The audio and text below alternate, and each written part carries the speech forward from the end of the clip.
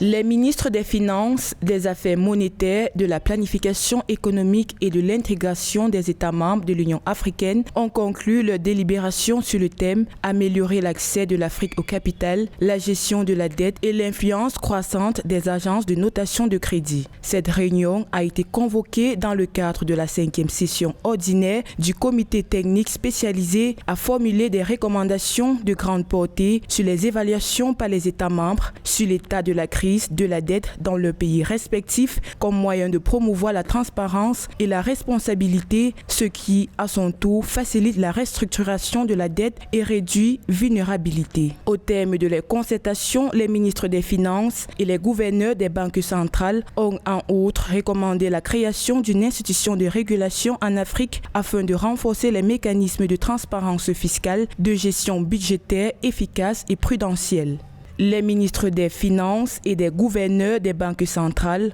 ont en outre recommandé la création d'une institution de régulation en Afrique afin de renforcer les mécanismes de transparence fiscale, de gestion budgétaire efficace et prudentielle.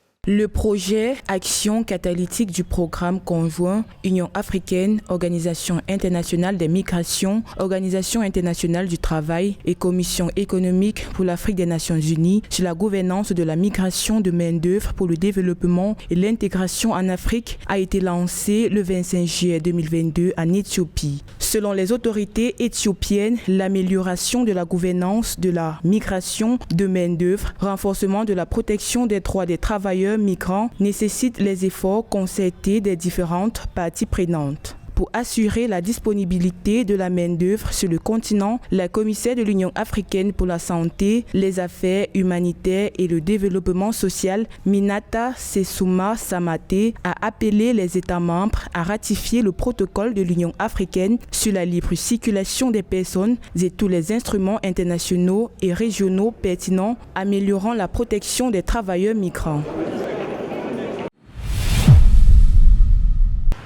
La 41e session ordinaire du Conseil exécutif a adopté la position commune africaine sur l'accès à l'énergie et la transition juste le 15 juillet 2022, une approche globale qui trace les voies de développement énergétique à court, moyen et long terme de l'Afrique pour accélérer l'accès universel à l'énergie et la transition sans compromettre ses impératifs de développement. En Afrique, le taux d'accès à l'énergie demeure faible par rapport à d'autres régions du monde. Sur le continent, plus de 600 millions de personnes vivent sans service d'électricité, tandis que 900 millions n'ont pas accès à des installations de cuisson propres. Avec l'adoption de cette position sur l'accès à l'énergie, l'Union africaine encourage ses États membres à trouver un équilibre entre la garantie de l'accès à l'électricité pour catalyser la croissance socio-économique indispensable du continent et la transition en douceur vers un système énergétique basé sur des sources d'énergie renouvelables, ambitions de l'agenda 2063.